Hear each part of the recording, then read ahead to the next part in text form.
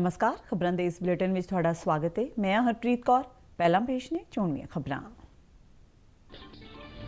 प्रधानमंत्री नरेंद्र मोदी ने विश्व जल दिवस मौके वर्चुअल तौर पर कैच द रेन मुहिम लॉन्च की। कहा आने वाली पीढ़ियों के भविख लई जल सुरक्षा ते जल प्रबंधन बहुत ज्यादा महत्वपूर्ण है। संसद ने बीमा सोध बिल 2021 पास किया। बीमा सैक्टर विच FDI की सीमा 49% तो वधा के 74% की गई। महाराष्ट्र के गृह मंत्री अनिल देशमुख उपर मुंबई के साबका पुलिस कमिश्नर वालों लगाए गए फिरौती के इल्जामों लैके सदन के दोहां सदनों में रौला रप्पा। बीजेपी मैंबरों वालों अनिल देशमुख नूं बर्खास्त करन ते केंद्रीय एजेंसियों तो मामले की जांच कराउण दी मंग। केंद्र सरकार ने सूबियां ते केंद्र शासित प्रदेशों नूं पत्र लिख के कोविशील्ड वैक्सीन दीआं 2 खुराकां विच अंतराल नूं 4 तो 8 हफ्ते करन दे निर्देश दिते। देश विच कोविड-19 तो ठीक होने की दर 95.96% हुई। केंद्र वालों देश विच कोरोना के वधदे मामलों के मद्देनज़र सारे ही सूबियां नूं कोविड टेस्टिंग वधाउण दी सलाह। लुधियाना प्रशासन वालों रात के करफ्यू समेत कोविड दिशा निर्देशों नूं सख्ती नाल लागू करन दीआं हदायतां। 67वें राष्ट्रीय फिल्म पुरस्कारां दा ऐलान। द स्ट्रोक सेवियर फिल्म नूं वातावरण ते राधा नूं एनीमेशन के वर्ग विच राष्ट्रीय पुरस्कार लई चुनिया गया।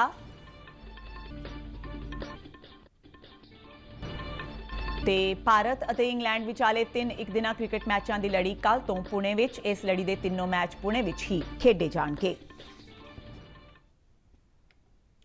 ते हुण खबरां विस्तार नाल। प्रधानमंत्री नरेंद्र मोदी ने कहा है कि जल सुरक्षा और जल प्रबंधन आने वाली पीढ़ियों के भविख लई बहुत ज्यादा महत्वपूर्ण है। विश्व जल दिवस के मौके पर वर्चुअल तौर पर कैच द रेन मुहिम का उद्घाटन करदਿਆਂ मोदी ने कहा कि जल शक्ति मिशन कारण लोगों में जल सुरक्षा को लैके जागरूकता वध रही है। उन्होंने इस गल ते खुशी जाहिर की कि पिंडां दे लोग बारिश के पानी को बचाउण की कोशिश करन दे नाल-नाल दूजिआं नूं भी पानी की संजम नाल वरतों लई सिੱਖਿਅਤ ते उत्साहित कर रहे हैं।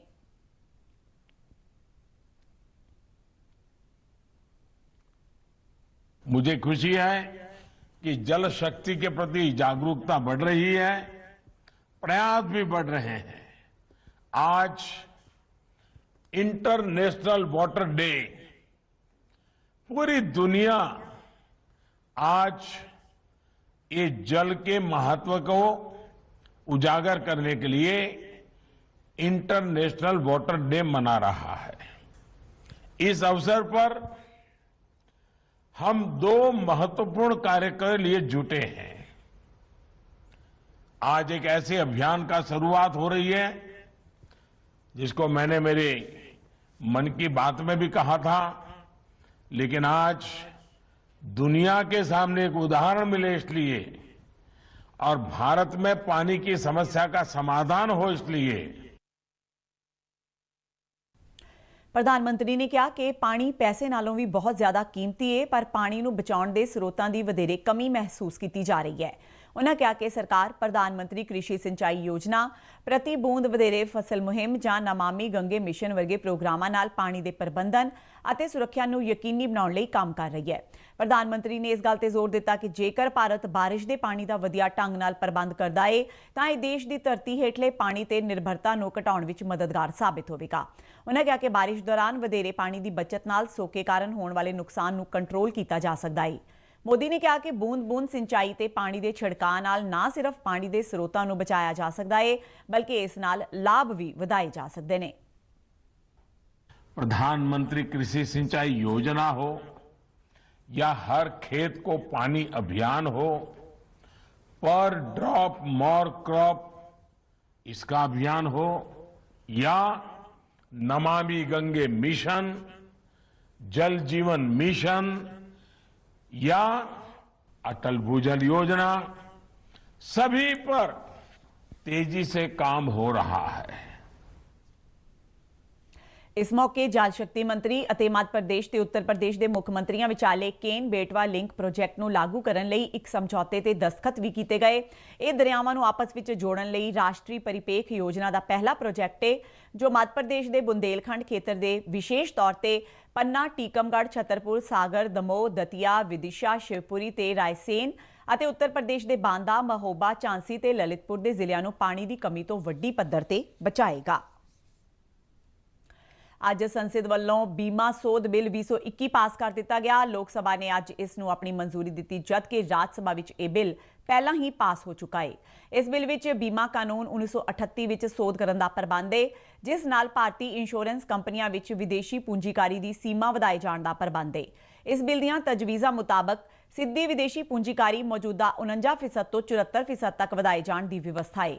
ਇਸ ਤੋਂ ਇਲਾਵਾ ਇਸ ਬਿੱਲ ਵਿੱਚ ਬੀਮਾ ਕੰਪਨੀਆਂ ਦੀ ਮਾਲਕੀ ਤੇ ਕੰਟਰੋਲ ਤੇ ਪਾਬੰਦੀਆਂ ਖਤਮ ਕੀਤੇ ਜਾਣ ਦਾ ਵੀ ਪ੍ਰਬੰਧ ਹੈ। ਇਸ ਤੋਂ ਪਹਿਲਾਂ ਬਿੱਲ ਨੂੰ ਪੇਸ਼ ਕਰਦਿਆਂ ਵਿੱਤ ਮੰਤਰੀ ਨਿਰਮਲਾ ਸੀਤਾਰਮਨ ਨੇ ਕਿਹਾ ਕਿ ਬੀਮਾ ਸੈਕਟਰ ਨੂੰ ਇੱਕ ਵੱਡੀ ਤੇ ਲੰਬੀ ਮਿਆਦ ਦੇ ਨਿਵੇਸ਼ ਦੀ ਜ਼ਰੂਰਤ ਹੈ, ਕਿਉਂ ਜੋ ਇਹ ਪੂੰਜੀ ਭਰਪੂਰ ਸੈਕਟਰ ਹੈ।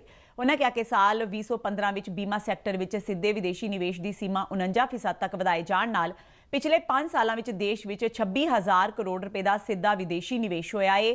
ਉਹਨਾਂ ਕਿਹਾ ਕਿ ਇਸ ਅਰਸੇ ਦੌਰਾਨ ਪ੍ਰਬੰਧਨ ਅਧੀਨ ਜਾਇਦਾਦਾਂ ਵਿੱਚ 76% ਦਾ ਵਾਧਾ ਦਰਜ ਕੀਤਾ ਗਿਆ ਹੈ। I did mention about the ownership and control. The maturity of the Indian insurance company is one thing which we have to keep in mind. In the last few years, evident in the numbers that we are talking about, I said total insurers have increased from 53 to 68 within a span of 5 years. Listed insurers have also increased. I said 6 of them have got listed. And asset under management has risen from 24 lakh crores to 42 lakh crores as of March 2020. So all this. Maharashtra ਦੇ ਗ੍ਰਹਿ ਮੰਤਰੀ ਅਨਿਲ ਦੇਸ਼ਮੁਖ ਉੱਤੇ ਮੁੰਬਈ ਦੇ ਸਾਬਕਾ police commissioner ਪਰਮਬੀਰ Singh ਵੱਲੋਂ 100 ਕਰੋੜ ਰੁਪਏ ਮਹੀਨਾ ਦੇਣ ਦੇ ਸਬੰਧ ਵਿੱਚ ਲਗਾਏ ਗਏ ਇਲਜ਼ਾਮਾਂ ਦਾ ਮਾਮਲਾ ਅੱਜ ਸੰਸਦ ਦੇ ਦੋਹਾਂ ਸਦਨਾਂ ਵਿੱਚ ਪਹੁੰਚ ਗਿਆ। ਭਾਰਤੀ ਜਨਤਾ ਪਾਰਟੀ ਦੇ ਮੈਂਬਰਾਂ ਨੇ ਦੇਸ਼ਮੁਖ ਨੂੰ ਮਹਾਰਾਸ਼ਟਰ ਸਰਕਾਰ ਵਿੱਚੋਂ ਬਰਖਾਸਤ ਕਰਨ ਦੀ ਮੰਗ ਕੀਤੀ, ਜਿਸ ਨੂੰ ਲੈ ਕੇ ਬੀਜੇਪੀ ਤੇ ਵਿਰੋਧੀ ਧਿਰ ਦੇ ਮੈਂਬਰਾਂ ਵਿਚਾਲੇ ਤਿੱਖੀ ਬਹਿਸ ਹੋਈ। ਇਸੇ ਦੌਰਾਨ ਸੂਚਨਾ ਤੇ ਪ੍ਰਸਾਰਣ ਮੰਤਰੀ ਪ੍ਰਕਾਸ਼ ਜਾਵੜੇਕਰ ਨੂੰ ਰਾਜ ਸਭਾ ਵਿੱਚ ਇਹ ਕਹਿੰਦਿਆਂ ਸੁਣਿਆ ਗਿਆ ਕਿ ਪੂਰਾ ਦੇਸ਼ ਇਹ ਦੇਖ ਰਿਹਾ ਹੈ ਕਿ ਮੁੰਬਈ ਪੁਲਿਸ ਕਿਵੇਂ ਫਿਰੌਤੀ ਦੇ ਮਾਮਲੇ ਵਿੱਚ ਸ਼ਾਮਿਲ ਹੈ। ਉਹਨਾਂ ਕਿਹਾ ਕਿ ਇਹ ਗੰਭੀਰ ਮੁੱਦਾ ਹੈ। ਦੋਹਾਂ ਧਿਰਾਂ ਵੱਲੋਂ ਪਾਏ ਗਏ ਰੌਲੇ ਰੱਪੇ ਕਾਰਨ ਸਦਨ ਦੀ ਕਾਰਵਾਈ ਵਿੱਚ ਵਿਘਨ ਪਿਆ। ਲੋਕ ਸਭਾ ਵਿੱਚ ਵੀ ਬੀਜੇਪੀ ਦੇ ਮੈਂਬਰਾਂ ਨੇ ਇਹ ਮੁੱਦਾ ਚੁੱਕਿਆ ਤੇ ਇਸ ਮਾਮਲੇ ਦੀ ਕੇਂਦਰੀ ਏਜੰਸੀਆਂ ਤੋਂ ਜਾਂਚ ਕਰਾਉਣ ਦੀ ਮੰਗ ਕੀਤੀ। ਬੀਜੇਪੀ ਦੇ ਮੈਂਬਰ ਰਾਕੇਸ਼ ਸਿੰਘ ਨੇ ਕਿਹਾ ਕਿ ਇਹ ਇੱਕ ਬਹੁਤ ਗੰਭੀਰ ਮੁੱਦਾ ਹੈ ਤੇ ਇਸ ਦੀ ਜਾਂਚ ਹੋਣੀ ਚਾਹੀਦੀ ਹੈ। ਇੱਕ ਹੋਰ ਸੰਸਦ ਮੈਂਬਰ ਕਪਿਲ ਪਾਟਿਲ ਨੇ ਕਿਹਾ ਕਿ ਮਹਾਰਾਸ਼ਟਰ ਸਰਕਾਰ ਦਾ ਇਹ ਵੱਡਾ ਘੁਟਾਲਾ ਹੈ, ਜਿਸ ਦੇ ਜਵਾਬ ਵਿੱਚ ਸ਼ਿਵ ਸੈਨਾ ਦੇ ਮੈਂਬਰ ਵਿਨਾਇਕ ਰਾਉਤ ਨੇ ਇਲਜ਼ਾਮ ਲਗਾਇਆ ਕਿ ਭਾਰਤੀ ਜਨਤਾ ਪਾਰਟੀ ਨੇ ਮਹਾਰਾਸ਼ਟਰ ਸਰਕਾਰ ਨੂੰ ਅਸਥਿਰ ਕਰਨ ਦੀਆਂ ਕਈ ਕੋਸ਼ਿਸ਼ਾਂ ਕੀਤੀਆਂ ਨੇ। ਉਹਨਾਂ ਮੁੰਬਈ ਦੇ ਸਾਬਕਾ ਪੁਲਿਸ ਕਮਿਸ਼ਨਰ ਦੀ ਇਮਾਨਦਾਰੀ ਤੇ ਵੀ ਸਵਾਲੀਆ ਨਿਸ਼ਾਨ ਲਗਾਇਆ, ਜਿਨ੍ਹਾਂ ਨੇ ਸੂਬੇ ਦੇ ਗ੍ਰਹਿ ਮੰਤਰੀ ਅਨਿਲ ਦੇਸ਼ਮੁਖ ਤੇ ਫਿਰੌਤੀ ਦੇ ਇਲਜ਼ਾਮ ਲਗਾਏ ਨੇ। ਸਦਨ ਵਿੱਚ ਬੀਜੇਪੀ ਤੇ ਸ਼ਿਵ ਸੈਨਾ ਦੇ ਮੈਂਬਰਾਂ ਵਿਚਾਲੇ ਤਿੱਖੀ ਨੋਕ-ਝੋਕ ਵੀ ਦੇਖਣ ਨੂੰ ਮਿਲੀ। ਇਸ ਤੋਂ ਪਹਿਲਾਂ ਪ੍ਰਸ਼ਨ ਕਾਲ ਦੌਰਾਨ CSR ਫੰਡ ਤੇ ਜਵਾਬ ਦਿੰਦਿਆਂ ਵਿੱਤ ਰਾਜ ਮੰਤਰੀ ਅਨੁਰਾਗ ਠਾਕੁਰ ਨੇ ਕਿਹਾ ਕਿ ਮਹਾਰਾਸ਼ਟਰ ਵਿੱਚ ਫਿਰੌਤੀ ਦਾ ਇਹ ਮਾਮਲਾ ਇੱਕ ਗੰਭੀਰ ਚਿੰਤਾ ਦਾ ਵਿਸ਼ਾ ਹੈ। ਕੇਂਦਰ ਸਰਕਾਰ ਨੇ ਸੂਬਿਆਂ ਤੇ ਕੇਂਦਰ ਸ਼ਾਸਤ ਪ੍ਰਦੇਸ਼ਾਂ ਨੂੰ ਪੱਤਰ ਲਿਖ ਕੇ ਕੋਵਿਸ਼ੀਲਡ ਵੈਕਸੀਨ ਦੀਆਂ 2 ਖੁਰਾਕਾਂ ਵਿੱਚ ਅੰਤਰਾਲ ਨੂੰ 4 ਤੋਂ 8 ਹਫ਼ਤੇ ਕਰਨ ਦੇ ਨਿਰਦੇਸ਼ ਦਿੱਤੇ ਨੇ। ਅਜਿਹਾ ਟੀਕਾਕਰਨ ਬਾਰੇ ਕੌਮੀ ਤਕਨੀਕੀ ਸਲਾਹਕਾਰ ਗਰੁੱਪ ਅਤੇ ਕੋਵਿਡ-19 ਟੀਕਾਕਰਨ ਸੰਬੰਧੀ ਕੌਮੀ ਮਾਹਿਰ ਗਰੁੱਪ ਦੀਆਂ ਸਿਫਾਰਸ਼ਾਂ ਤੇ ਕੀਤਾ ਗਿਆ ਹੈ। ਕੇਂਦਰ ਨੇ ਇਹ ਸਪਸ਼ਟ ਕੀਤਾ ਹੈ ਕਿ 2 ਖੁਰਾਕਾਂ ਵਿੱਚ ਸੋਧੇ ਗਏ ਅੰਤਰਾਲ ਬਾਰੇ ਨਿਰਦੇਸ਼ ਸਿਰਫ ਕੋਵਿਸ਼ੀਲਡ ਵੈਕਸੀਨ ਤੇ ਹੀ ਲਾਗੂ ਹੋਵੇਗਾ, ਕੋਵੈਕਸੀਨ ਤੇ ਨਹੀਂ। ਕੋਰੋਨਾ ਟੀਕਾਕਰਨ ਬਾਰੇ ਸੰਸਥਾਵਾਂ ਵੱਲੋਂ ਆਪਣੀ 20ਵੀਂ ਮੀਟਿੰਗ ਦੌਰਾਨ ਇਹ ਫੈਸਲਾ ਲਿਆ ਗਿਆ। ਕੇਂਦਰੀ ਸਿਹਤ ਸਕੱਤਰ ਨੇ ਸੂਬਿਆਂ ਤੇ ਕੇਂਦਰ ਸ਼ਾਸਤ ਪ੍ਰਦੇਸ਼ਾਂ ਨੂੰ ਸਬੰਧਤ ਅਧਿਕਾਰੀਆਂ ਨੂੰ ਕੋਵਿਸ਼ੀਲਡ ਦੇ ਅੰਤਰਾਲ ਬਾਰੇ ਸੋਧੇ ਗਏ ਸਮੇਂ ਸੰਬੰਧੀ ਜਾਣਕਾਰੀ ਲੋਕਾਂ ਤੱਕ ਵੀ ਪਹੁੰਚਾਉਣ ਦੀ ਅਪੀਲ ਕੀਤੀ ਹੈ। ਦੇਸ਼ ਵਿੱਚ ਪੂਰੇ 1 ਸਾਲ ਬਾਅਦ ਕੋਵਿਡ-19 ਮਹਾਮਾਰੀ ਨੇ ਫਿਰ ਤੋਂ ਰਫ਼ਤਾਰ ਫੜਨੀ ਸ਼ੁਰੂ ਕਰ ਦਿੱਤੀ ਹੈ। ਕੇਂਦਰੀ ਸਿਹਤ ਤੇ ਪਰਿਵਾਰ ਭਲਾਈ ਮੰਤਰਾਲਾ ਅਨੁਸਾਰ ਬੀਤੇ 24 ਘੰਟਿਆਂ ਦੌਰਾਨ 46,951 ਨਵੇਂ ਮਾਮਲੇ ਦਰਜ ਕੀਤੇ ਗਏ ਨੇ, ਜਿਸ ਤੋਂ ਬਾਅਦ ਦੇਸ਼ ਵਿੱਚ ਪੁਸ਼ਟੀ ਵਾਲੇ ਕੋਰੋਨਾ ਮਾਮਲਿਆਂ ਦੀ ਕੁੱਲ ਗਿਣਤੀ 1,16,46,081 ਹੋ ਗਈ ਹੈ ਤੇ ਦੇਸ਼ ਵਿੱਚ ਇਸ ਵੇਲੇ 3,34,646 ਐਕਟਿਵ ਮਾਮਲੇ ਨੇ, ਜੋ ਪੁਸ਼ਟੀ ਵਾਲੇ ਕੁੱਲ ਮਾਮਲਿਆਂ ਦਾ 2.87% ਬਣਦਾ ਹੈ।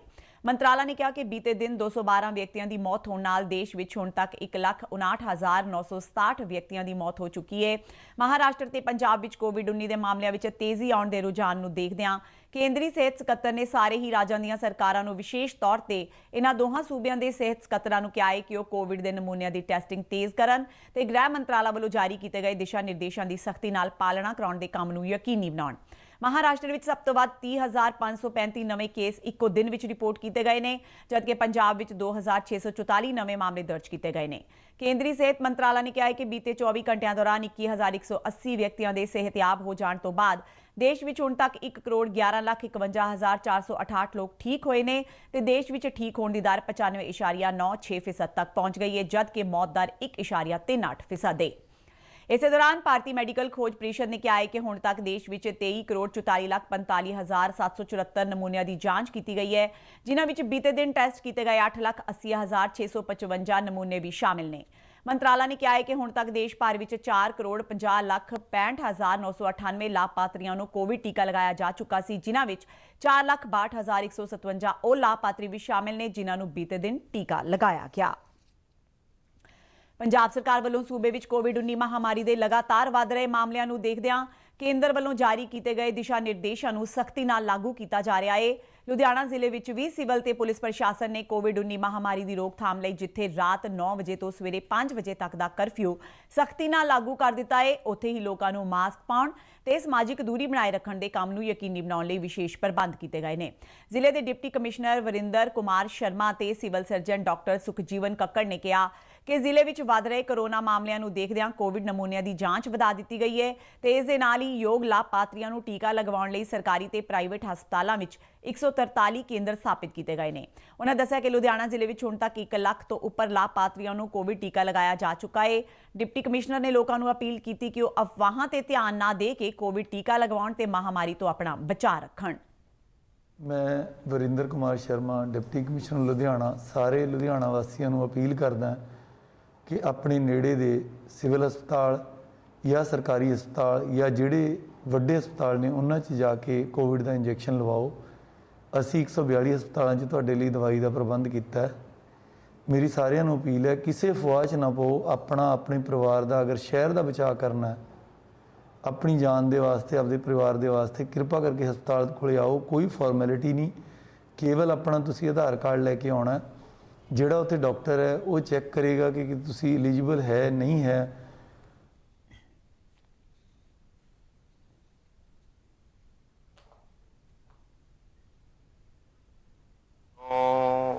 ਸਭ ਤੋਂ ਪਹਿਲਾਂ ਜਿਹੜੀ ਸੈਂਪਲਿੰਗ ਹੈ ਉਹ ਸੈਂਪਲਿੰਗ ਵਾਸਤੇ ਅਸੀਂ ਵੱਖਰੀ ਜਗ੍ਹਾ ਟੀਮਾਂ ਲਾਤੀਆਂ। ਕੁਝ ਟੀਮਾਂ ਨਾਕਿਆਂ ਦੇ ਵੀ ਪੁਲਿਸ ਦੇ ਡਿਪਾਰਟਮੈਂਟ ਦੇ ਨਾਲ ਲਾਈਆਂ ਗਈਆਂ। ਉਹ ਜਿੱਥੇ ਵੀ ਕੋਈ ਬਿਨਾਂ ਮਾਸਕ ਦੇ ਆਉਂਦਾ ਹੈ ਤਾਂ ਉਹਦੀ ਸੈਂਪਲਿੰਗ ਕੀਤੀ ਜਾਂਦੀ ਹੈ, ਟੈਸਟ ਕੀਤਾ ਜਾਂਦਾ ਹੈ। ਇਸ ਤਰ੍ਹਾਂ ਹੀ ਆਪਣੇ ਜੇ ਕੋਈ ਮਰੀਜ਼ ਬਿਮਾਰ ਆਉਂਦਾ ਉਹਦੇ ਲਈ ਆਈਸੋਲੇਸ਼ਨ ਵਾਰਡ ਬਣਾਤੇ ਹੈ। ਇਹ ਜੀ ਪੰਜਾਬ ਸਰਕਾਰ ਵੱਲੋਂ ਅੱਜ ਨਾਈਟ ਕਰਫਿਊ ਜਿਹੜਾ 9 ਤੋਂ 5 ਜਿਹੜਾ ਲਗਾਇਆ ਗਿਆ। ਅੱਜ ਨਵੇਂ ਰੂਲਸ ਹਦਾਇਤਾਂ ਆਈਆਂ ਨੇ ਤੇ ਉਹਦੀ ਜਿਹੜੀ ਪਾਲਣਾ ਹੈਗੀ ਪੰਜਾਬ ਸਰਕਾਰ ਵੱਲੋਂ ਪੰਜਾਬ ਪੁਲਿਸ ਵੱਲੋਂ ਸਰਕਾਰ ਦੇ ਹੁਕਮਾਂ ਦੀ ਪਾਲਣਾ ਕਰਾਈ ਜਾ ਰਹੀ ਹੈ। ਤਾਂ ਅਸੀਂ ਜ਼ੋਨ 3 ਵਿੱਚ ਸਾਰੇ SHOs ਚੌਂਕੀ ਇੰਚਾਰਜ ACPs ਤੇ ADCP ਮੈਂ ਆਪ ਖੁਦ ਅਸੀਂ ਬਾਹਰ ਹਾਂ। ਅਸੀਂ ਜਿਹੜੇ ਕਿ ਲੋਕਾਂ ਨੂੰ ਪਹਿਲਾਂ ਸਮਝਾਇਆ ਜਾ ਰਿਹਾ ਕਿ ਨਾਈਟ ਕਰਫਿਊ ਹੈ, ਲੇਕਿਨ ਫਿਰ ਵੀ ਕੋਈ ਜਿਹੜਾ ਗੱਲ ਨਹੀਂ ਸਮਝ। 67ਵੇਂ ਰਾਸ਼ਟਰੀ ਫਿਲਮ ਪੁਰਸਕਾਰਾਂ ਦਾ ਅੱਜ ਨਵੀਂ ਦਿੱਲੀ ਵਿੱਚ ਐਲਾਨ ਕਰ ਦਿੱਤਾ ਗਿਆ। ਇਹ ਅਵਾਰਡ ਸਰਬੋਤਮ ਫਿਲਮ ਤੇ ਗੈਰ ਫੀਚਰ ਫਿਲਮਾਂ ਤੋਂ ਇਲਾਵਾ ਸਰਬੋਤਮ ਨਿਰਦੇਸ਼ਨ, ਅਦਾਕਾਰੀ ਤੇ ਗਾਇਕੀ ਲਈ ਹਰ ਸਾਲ ਪ੍ਰਦਾਨ ਕੀਤੇ ਜਾਂਦੇ ਨੇ। ਇਸ ਵਾਰ ਸਰਬੋਤਮ ਹਿੰਦੀ ਫਿਲਮ ਦਾ ਅਵਾਰਡ ਛਿਛੋਰੇ ਫਿਲਮ ਨੂੰ ਦਿੱਤਾ ਗਿਆ ਹੈ, ਜਦਕਿ ਕੰਗਨਾ ਰਣੌਤ ਨੂੰ ਮਣੀਕਰਨਿਕਾ ਫਿਲਮ ਵਿੱਚ ਸਰਬੋਤਮ ਅਦਾਕਾਰੀ ਲਈ ਅਵਾਰਡ ਵਾਸਤੇ ਚੁਣਿਆ ਗਿਆ ਹੈ। ਮਨੋਜ ਵਾਜਪਾਈ ਨੂੰ ਭੌਂਸਲੇ ਫਿਲਮ ਵਿੱਚ ਸਰਬੋਤਮ ਅਦਾਕਾਰੀ ਲਈ ਤੇ ਵਾਤਾਵਰਣ ਤੇ ਬਣਾਈ ਗਈ ਸਭ ਤੋਂ ਵਧੀਆ ਫਿਲਮ ਦ ਸਟ੍ਰੋਕ ਸੇਵੀਅਰ ਨੂੰ ਰਾਸ਼ਟਰੀ ਅਵਾਰਡ ਲਈ ਚੁਣਿਆ ਗਿਆ ਹੈ। ਸਾਵਨੀ ਰਵਿੰਦਰ ਨੂੰ ਸਰਬੋਤਮ ਗਾਇਕਾ ਤੇ ਡੀ ਇਮਾਨ ਨੂੰ ਗੀਤਾਂ ਲਈ ਸਰਬੋਤਮ ਸੰਗੀਤਕਾਰ ਵਜੋਂ ਇਨਾਮ ਲਈ ਚੁਣਿਆ ਗਿਆ ਹੈ। ਵਾਇਸ ਓਵਰ ਲਈ ਡੇਵਿਡ ਐਟਨਬਰੋ ਤੇ ਸਰਬੋਤਮ ਲੇਖਣ ਲਈ ਸੰਜੇ ਸੂਰੀ ਨੂੰ ਇਸ ਅਵਾਰਡ ਲਈ ਚੁਣਿਆ ਗਿਆ ਹੈ, ਜਦਕਿ ਵਧੀਆ ਐਡੀਟਿੰਗ ਲਈ ਅਰਜੁਨ ਗੌਰੀ ਸਰੀਆ ਤੇ ਬਿਸਕ ਜਯੋਤੀ ਨੂੰ ਸਰਬੋਤਮ ਸੰਗੀਤਕਾਰ ਵਜੋਂ ਰਾਸ਼ਟਰੀ ਪੁਰਸਕਾਰ ਲਈ ਚੁਣਿਆ ਗਿਆ ਹੈ। ਫਿਲਮਾਂ ਦੀ ਸਰਬੋਤਮ ਆਲੋਚਨਾ ਲਈ ਸੋਹਿਨੀ ਚਟੋਪਾਧਿਆਏ ਤੇ ਐਨੀਮੇਸ਼ਨ ਫਿਲਮ ਰਾਧਾ ਨੂੰ ਇਸ ਅਵਾਰਡ ਲਈ ਚੁਣਨ ਦਾ ਐਲਾਨ ਕੀਤਾ ਗਿਆ ਹੈ। ਭਾਰਤ ਤੇ ਇੰਗਲੈਂਡ ਵਿਚਾਲੇ 3 ਇੱਕ ਦਿਨਾਂ ਕ੍ਰਿਕਟ ਮੈਚਾਂ ਦੀ ਲੜੀ ਭਲਕ ਤੋਂ ਪੁਣੇ ਵਿੱਚ ਸ਼ੁਰੂ ਹੋਵੇਗੀ। 28 ਮਾਰਚ ਤੱਕ ਖੇਡੀ ਜਾਣ ਵਾਲੀ ਇਸ ਲੜੀ ਦਾ ਪਹਿਲਾ ਮੈਚ ਭਲਕੇ, ਦੂਜਾ 26 ਮਾਰਚ ਨੂੰ ਤੇ ਤੀਜਾ 28 ਮਾਰਚ ਨੂੰ ਖੇਡਿਆ ਜਾਣਾ ਹੈ। ਭਾਰਤੀ ਟੀਮ 5 ਮੈਚਾਂ ਦੀ T20 ਲੜੀ ਤੇ 3-2 ਨਾਲ ਕਬਜ਼ਾ ਕਰਨ ਮਗਰੋਂ ਇੱਕ ਦਿਨਾਂ ਮੈਚਾਂ ਦੀ ਇਸ ਲੜੀ ਤੇ ਵੀ ਕਬਜ਼ਾ ਕਰਨ ਦੀ ਤਾਂਘ ਨਾਲ ਮੈਦਾਨ ਵਿੱਚ ਉਤਰੇਗੀ। T20 ਮੈਚਾਂ ਦੀ ਲੜੀ ਜਿੱਤਣ ਤੋਂ ਬਾਅਦ ਭਾਰਤੀ ਟੀਮ ਦੇ ਹੌਸਲੇ ਬਹੁਤ ਬੁਲੰਦ ਨੇ। ਇਸ ਲੜੀ ਦੇ ਤਿੰਨੋਂ ਮੈਚ ਪੁਣੇ ਵਿੱਚ ਖੇਡੇ ਜਾਣੇ ਨੇ। ਭਾਰਤੀ ਕ੍ਰਿਕਟ ਕੰਟਰੋਲ ਬੋਰਡ ਨੇ ਇਸ ਲੜੀ ਲਈ ਸੂਰਿਆ ਕੁਮਾਰ ਯਾਦਵ, ਪ੍ਰਸਿੱਧ ਕ੍ਰਿਸ਼ਨਾ, ਮੁਹੰਮਦ ਸਿਰਾਜ ਤੇ ਹਰਫਨਮੌਲਾ ਕੇ ਪਾਂਡਿਆ ਨੂੰ ਸ਼ਾਮਿਲ ਕੀਤਾ ਹੈ, ਜਦਕਿ ਇੰਗਲੈਂਡ ਵੱਲੋਂ ਜੋਫਰਾ ਆਰਕਰ ਦੇ ਜ਼ਖਮੀ ਹੋਣ ਕਾਰਨ ਉਹਨਾਂ ਦੀ ਥਾਂ ਤੇ ਮੈਟ ਪਰਕਿੰਸਨ ਨੂੰ ਲਿਆਂਦਾ ਗਿਆ ਹੈ। ਤੇ ਇਸ ਦੇ ਨਾਲ ਹੀ ਖਬਰਾਂ ਦਾ ਇਹ ਬੁਲੇਟਿਨ ਖਤਮ ਹੁੰਦਾ ਹੈ। ਆਗਿਆ ਦਿਓ, ਨਮਸਕਾਰ।